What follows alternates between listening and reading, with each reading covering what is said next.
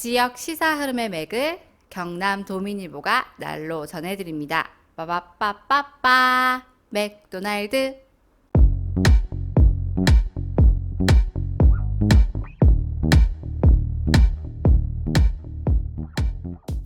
경남 도민일보가 만드는 지역 친근 시사 방송 오디오 맥도날드 시작합니다. 저는 경남 도민일보 뉴미디어부 김현수입니다. 예, 반갑습니다. 새해 복 많이 받으십시오. 손유진입니다. 네, 이승환입니다. 네, 2022년 새해 첫 방송인데요. 네, 올해가 흑호, 이제 까만 호랑이 해라고 네. 하는데요. 네, 호랑이인 줄은 알겠는데 왜 까만 호랑이인지는 모르겠네요.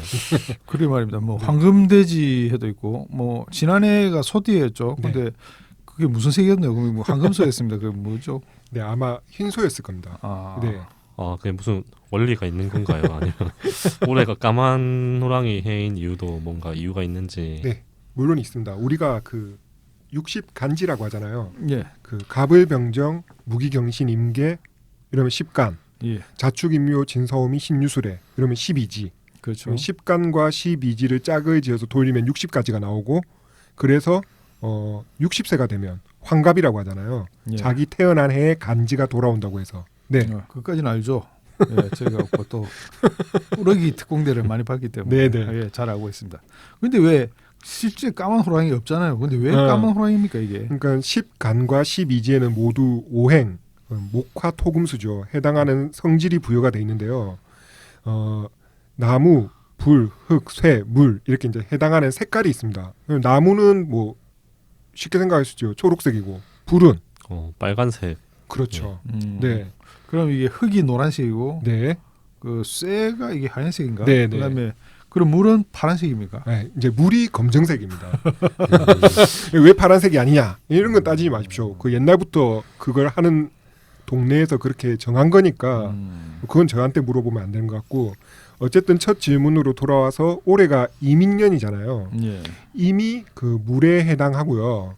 그 색으로 치면 검정색이니까 검정 호랑이가 되는 게 맞습니다. 예. 그리고 마찬가지로 지난해는 신축년인데요. 네. 신이 쇠에 해당하거든요. 그래서 흰색, 그러면 흰소가 되는 거고요. 그러면 내년에는 네. 토끼해니까 어떻게 되는 거죠? 내년에는 개묘년이 될 겁니다 아마. 네. 그러면 개는 역시 물이니까 까만 토끼해가 되겠죠. 예.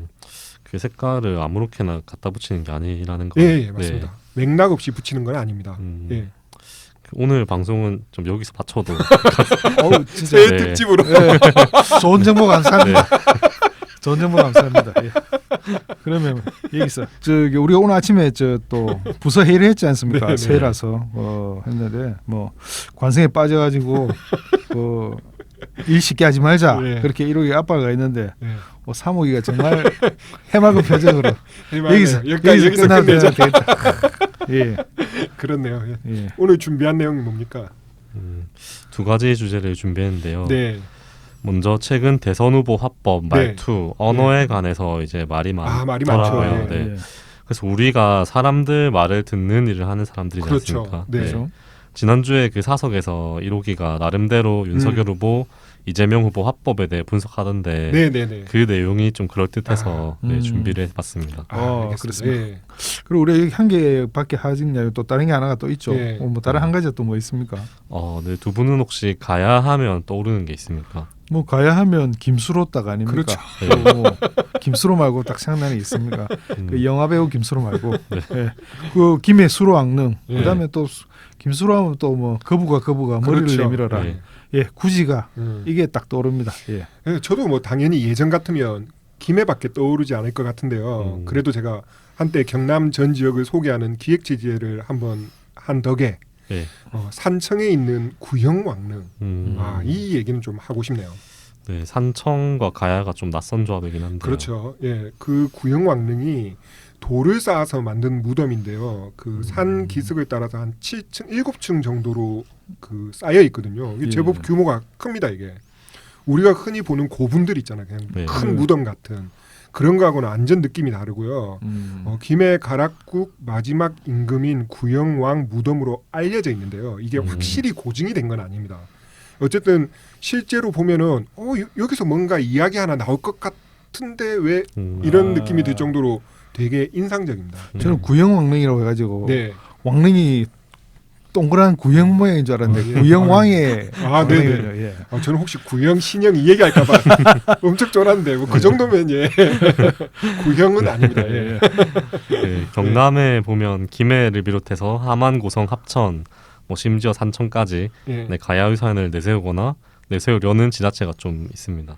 근데 막상 우리가 또 보면 김해는 뭐 대놓고 뭐 가야 뭐 이렇게 뭐 금관 뭐 이렇게 그려가지고 이렇게 하기 때문에 김해 말고는 그다지 딱 가야가 그렇죠. 예, 와닿는 느낌을 받는 곳이 별로 없는 것 같습니다. 네, 네. 예. 가야 문화를 엄청 뭐 강조하기는 하지만 가야사 자체는 따지고 보면 패자의 역사잖아요. 그래서 실제로 뭔가 남은 이야기도 뭐 별로 없고 뭐 유물을 통해 이런 대단한 면이 좀 있었구나 정도 말을 할 뿐이지 가야사와 관련된 무슨 의미 있는 역사 기록 자체가 별로 없는 것 같아요. 그럼에도 우리 지역 곳곳에 가야 흔적이 있는 것이 사실이고 네, 또 심지어 가야 문화를 별로 앞세우지 않는 창원에서도 네, 좀 심심찮게 그 그렇죠. 흔적 볼 수 있는 게 인상적이긴 한데요. 네. 예. 문제는 이게 무시하기에는 의미가 있고 좀 의미를 크게 그렇죠. 부여하기에는 또 그렇게까지 중요하게 쳐주지 않는 좀 분위기가 있어서 맞습니다. 예. 좀 이런 흔적이 나오면 나오는가 보다 하고 예. 또 안 나오면 없는가 보다 하고 좀 그런 분위기가 없지 않아 있는 것 같습니다. 맞습니다. 예. 이 보통 이렇게 공사 큰 거 하고 이럴 때 네. 무슨 이렇게 유적이 나올 때 보면 이제 그렇죠. 막 예. 사람들이 막 흥분하잖아요. 근데 네.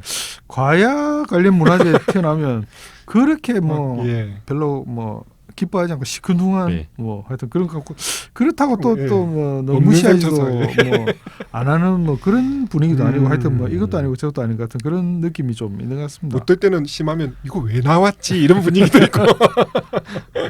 예. 아, 네, 그렇습니다. 네, 그런 점에서 그 경남 도민일보가 지난해 7월부터 알려지지 않은 경남 가야 유적을 찾아서라는 기획을 진행하고 있는데 네, 네. 그 현재 10회에 걸쳐 연재를 진행 중이고요. 이 연재를 진행하는 기자를 연결해서 이 애매한 유산 가야 이야기를 좀 들었으면 합니다. 아, 그렇네요. 네, 최석환 기자와 자세한 이야기 들어보도록 하겠습니다. 최석환 기자. 네, 안녕하세요. 네, 반갑습니다. 네, 그 알려지지 않은 가야 고분군 연재가 끝났나요? 아직 안 안 끝났습니다. 끝났죠. 지금 네. 한 20회 정도 네. 생각하고 있는데요. 지금 아, 반환점을 돌았네. 네, 딱 음. 이제 10회까지. 10번 정도 했습니다. 아, 예. 우리가 알려진 가야도 진짜 다들 잘 모르더라고요. 근데 이제 안 알려진 가야를 하니까 아. 네, 정말 쉽지 않은 작업이네요. 그 저는 그 기획 첫 번째 편 봤던 게 인상적이었던 게 아무래도 제가 제 주변에 있는 동네인데 그 합성동이죠. 네. 창원 합성동 유적 7월달에 지난해 7월달에 갔었는데 거기가 네. 이제 높이 2.5m 가야 수장의 무덤으로 추정된다라고 이제 기사를 봤는데 네. 그거 가봤을 땐 좀 어땠나요 거기? 거기 처음에 방문했을 때는 네. 이제 나무 풀이 되게 우거진 상태였고요. 네, 이제 주변이 전부 다 유적인데도 이제 벤치랑 이제 정자 네, 같은 게 이제 설치가 돼 있었습니다. 밑에 쪽에 더 내려가면 이제 운동시설도 이제 마련이 돼 있어서 주민분들이 이제 올라다니면서 뭐 운동도 하시고 네. 뭐 쉬러도 오시고 뭐 그런 공간이 되게 있었습니다. 그 동네 뒷산 같은 그런 곳이죠. 네네네 맞습니다. 유적 표지판 같은 건 따로 그런 건 안 돼 있고. 네 거기가 사유지여서 이제 아, 그 지자체 마음대로 안내판을 세울 수가 없게 돼 있더라고요. 그래서 뭐 어떠한 문화재다라고 설명하는 내용의 안내판은 하나도 없습니다. 예. 그 지금 이제 10곳을 갔다 왔고 그다음에 또 앞으로도 뭐 10군데 반환점을 돌았다 가는데 뭐 대충 지금 한 20군데 정도 고분군 이렇게 이야기가 나올 것 같은데 이게 경남 지역의 고분군이 딱 어디 있는지 이게 공식적으로 집계된 자료가 없습니까? 이게 몇 개로 좀 추정하고 있는지. 네, 그 집계된 자료가 있는데요. 이제 전국에 있는 가야 유적이 2,495개가 있다고 하더라고요. 근데 그 중에서 도내에 있는 거는 1,669개소가 있습니다. 네. 그 도내 유적 중에서 이제 지정 관리 중인 곳은 그 중에서 88개소밖에 안 돼서 이제 대부분은 비지정 문화재로 남아 있는 상태입니다. 예. 그러면 지금 10곳 가봤다고 했는데 네, 기사를 읽어봤을 때 군에서 좀 관리가 안 돼서 좀 방치돼 있는 곳이 있고 네. 또 사유지라서 조금 이러지도 저러지도 못하는 상황에 있는 곳도 있던데 네. 좀 10군데 가본 곳 중에 좀 제일 인상적이었던 곳이 있나요? 전 개인적으로 산청에 있는 중촌리 고분군이 네. 가장 기억에 남습니다. 여기는 이제 중촌리에 찬성마을이라는 곳이 있는데 네. 찬성마을 앞 야산입니다. 음. 산 전체가 다 문화재 구역이라고 보면 되는데 네. 여기 땅 주인이 중장비를 끌고 와서 뭐 약초밭을 만든다고 네. 이제 다 땅을 헤집고 한 네. 적이 예전에 있었거든요. 네. 그래서 이제 그 근처에서 뭐 나중에는 이제 뭐 본인이 원하는 대로 약초밭을 만들지 못했지만 네. 이미 이제 땅을 한번 파헤쳐 나가지고 이제 유적이 엄청나게 훼손이 많이 돼 있는 곳이었습니다. 예. 그 중촌리 같은 경우는 저도 좀 인상적으로 봤는데 네, 그 기사에서 보면 그거 외에도 뭐 도굴, 뭐 농지 개간 등으로 좀 방치가 오래된 상태라고 제가 봤는데요. 그게 네, 이제 네. 문화재 지정하는 그 주민들은 이제 문화재라는 인식은 있는 거죠. 네네. 네, 그 근데 앞에 그게 바로 마을이 네. 있는데 마을 주민분들께서는 저기가 그 문화재다라는 거는 뭐 다들 알고 계시더라고요. 네, 근데 네. 지정하는 거에 대해는 좀 주민들 반발이 있다고 기사에서 봤는데 현장에서 직접 이야기 들어보니까 좀 어땠나요? 이제 땅 소유주 같은 경우에는 반대를 했었고요. 이제 땅을 가지고 있지 않은 분은 찬성을 했었는데 대부분은 좀 뭐 이 반대하는 입장으로 좀 얘기를 듣고 왔습니다. 지금 10곳 중에서 지금 아까 말했듯이 뭐 사유지에 있어가지고 뭐 팻말도 못 단다고 이렇게 할 정도고 그다음에 뭐 네, 파가지고 많이 훼손이 됐다고 그러는데 그 지금 소개한 10곳 먼저 지금 소개된 10곳 중에서 지금 사유지에 있는 곳은 지금 뭐 몇 곳 정도 되고 그다음에 이거 지자체에서는 좀 어떻게 대응을 하고 있는지. 지금 가자동 고분군이라고 진주에 있는 고분인데요. 네. 근데 여기는 일부는 사유지고 일부는 이제 고교지입니다. 그런데 여기를 제외하고 나머지 고분군 제가 갔던 곳은 전부 다 사유지여서 네. 지금 지자체에서 손을 못 대고 있는 경우가 대부분이었거든요. 그래서 서남 고분군이 있는 함안 같은 경우에는 이제 그 지역을 땅을 매입해서 네.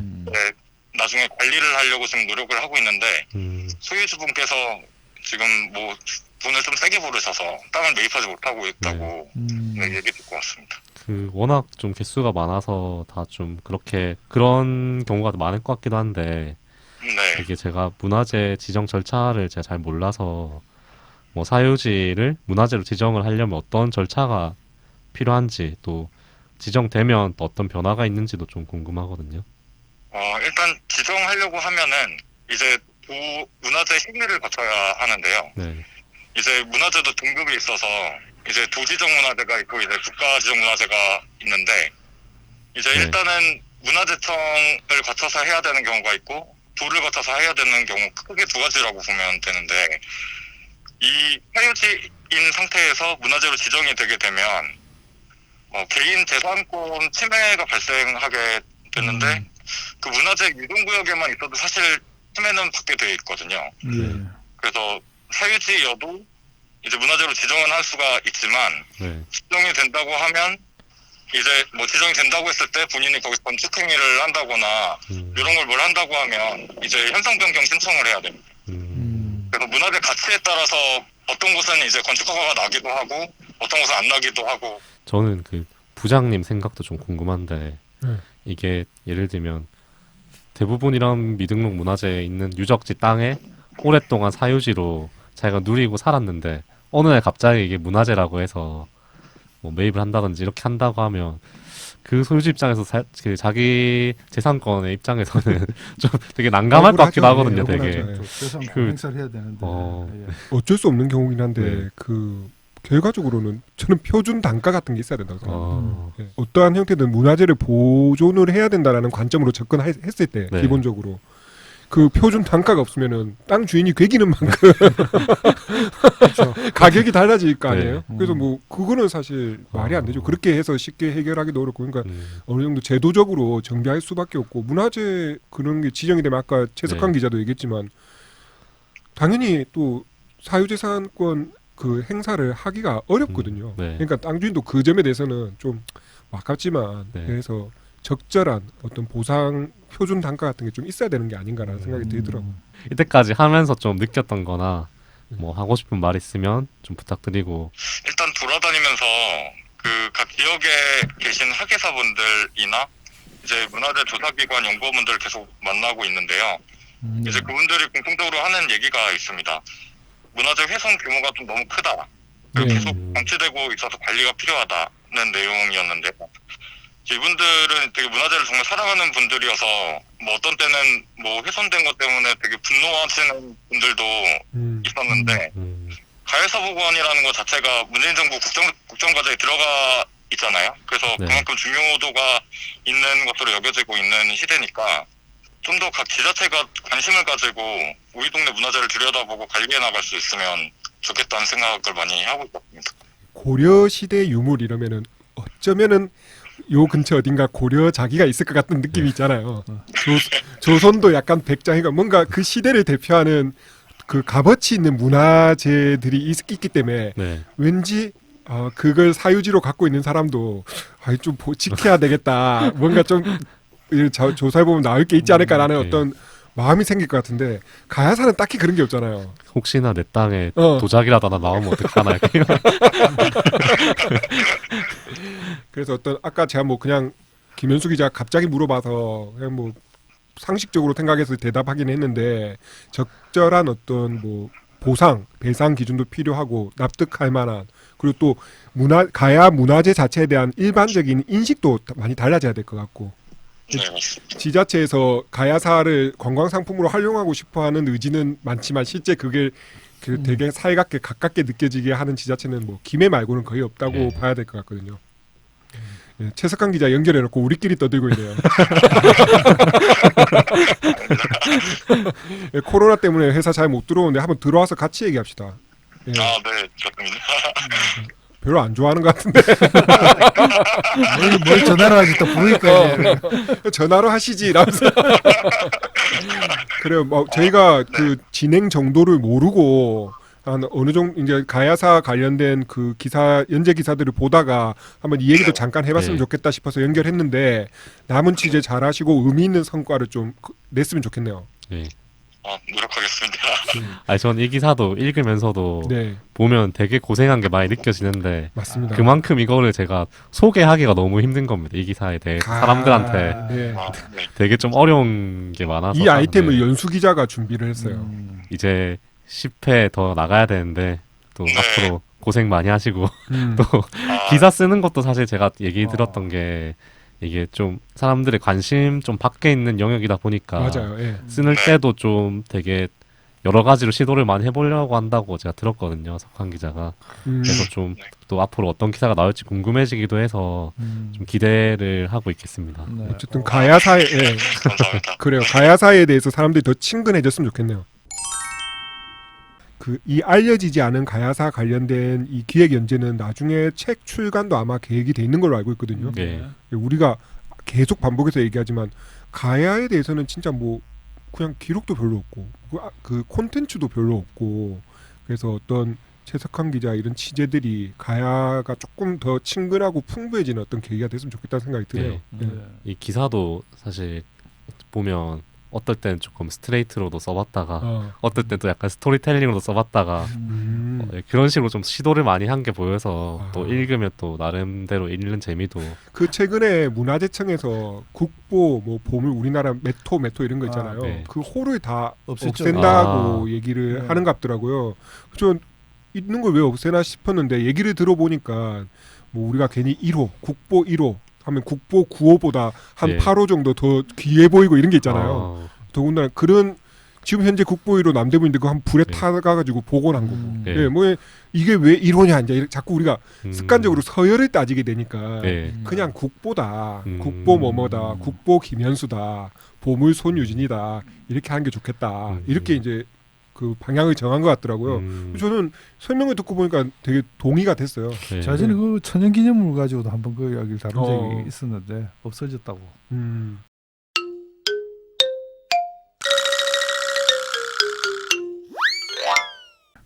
그 최근 정치인들에게 들은 말 중에 가장 인상적인 말을 꼽자면 그 윤석열 후보 가짜나서 네. 이게 아닌가 싶습니다. 맞습니다. 예. 제 기억으로는 그 정치인 얘기를 제가 모두 들은 건 아니니까 대통령 후보로 범위를 좁혀서 대선 후보가 공식적인 발언으로 가짠타라는 말을 이렇게 제가 들은 거는 처음인 것 같습니다.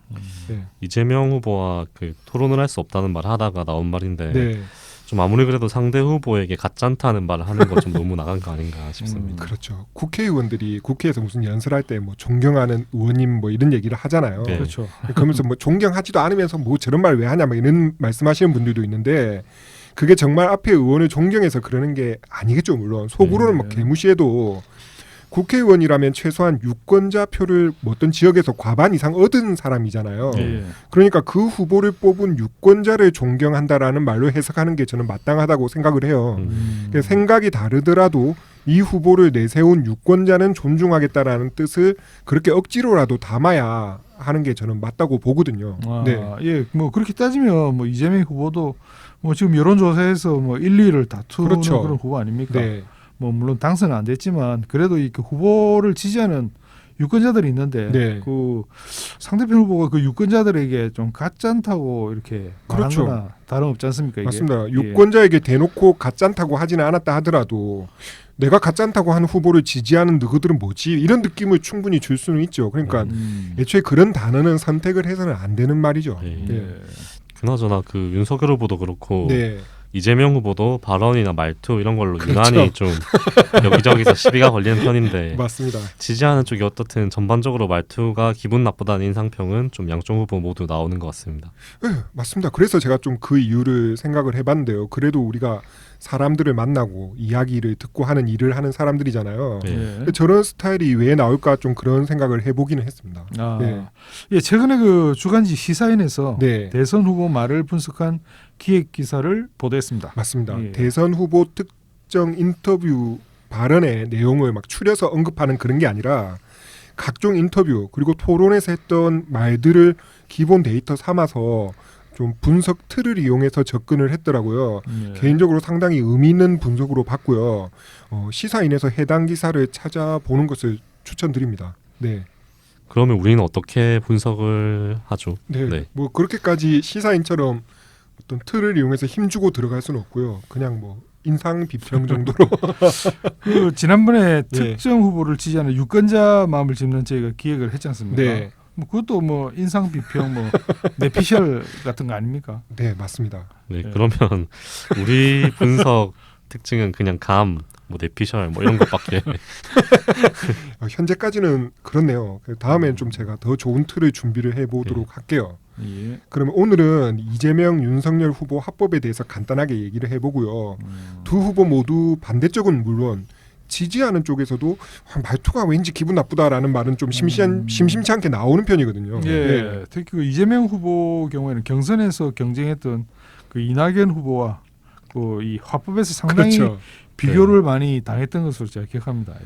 예. 예, 말 나온 김에 이재명 후보부터 얘기하자면은 좀 극단적으로 비주류 감성이 좀 많이 깔린 화법으로 저는 느껴지더라고요.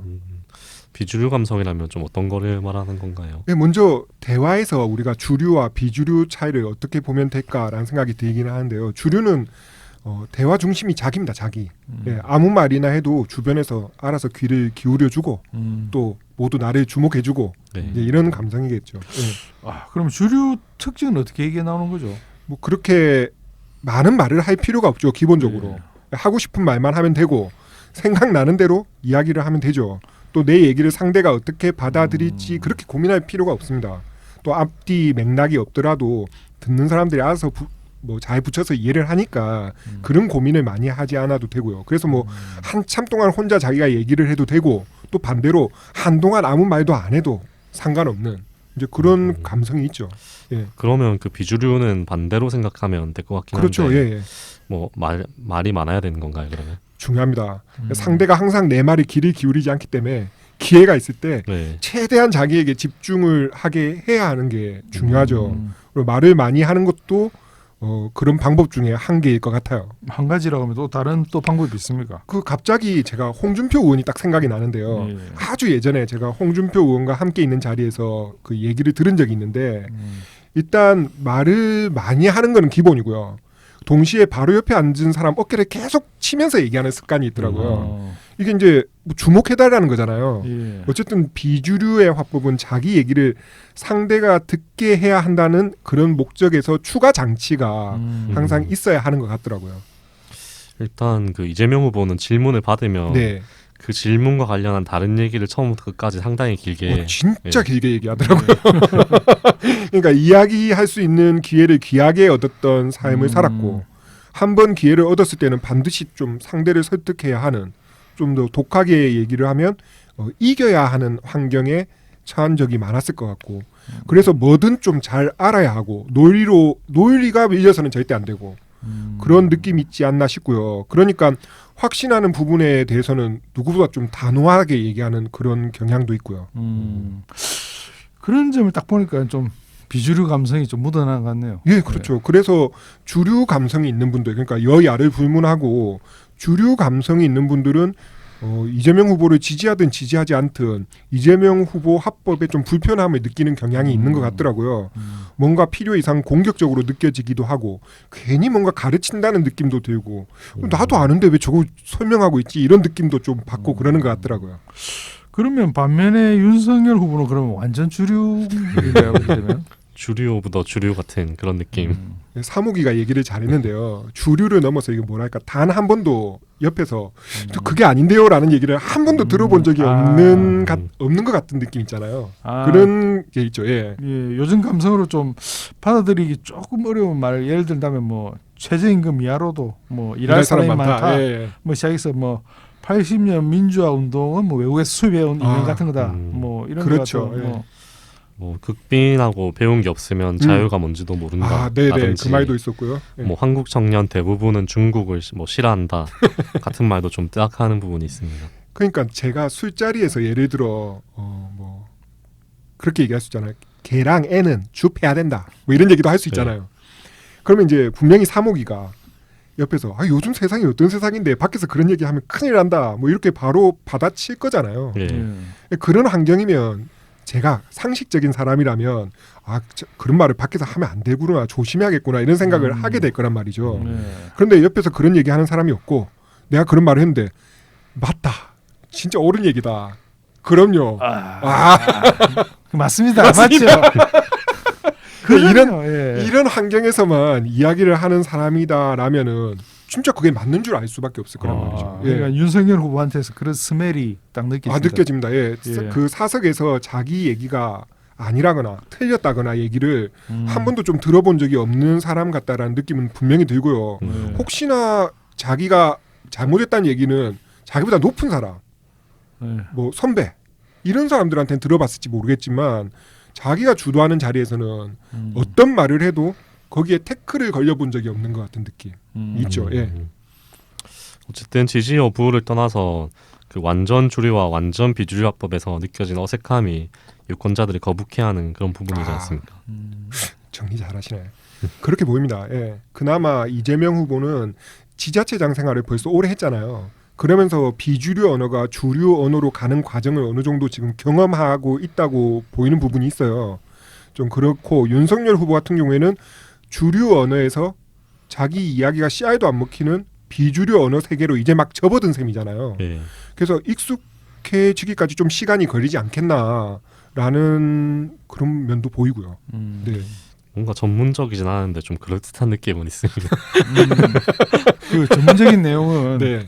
시사인 예. 하나 이렇게 참고하시고요. 예. 구매하셔 보시고 오맥에서는 뭐 그냥 저희는 공짜로 듣는 거니까 그런 것까지 기대하지 마시고 예. 우리 무료입니다. 무료. 예. 공감합니다. 무료인 이유가 있습니다. 예, 어쨌든 뭐 이런 내용도 좀 괜찮네요. 예, 대선 시기니까 이런 얘기도 하게 되네요. 예. 네, 그러면 다음에도 또 알찬 내용을 준비하도록 하겠고요. 공짜로. 네. 네, 오늘 방송은 여기까지 하도록 하겠습니다. 네, 저는 김현수였습니다. 예, 저는 손유진이었습니다. 네, 이승환이었습니다. 고맙습니다. 고맙습니다.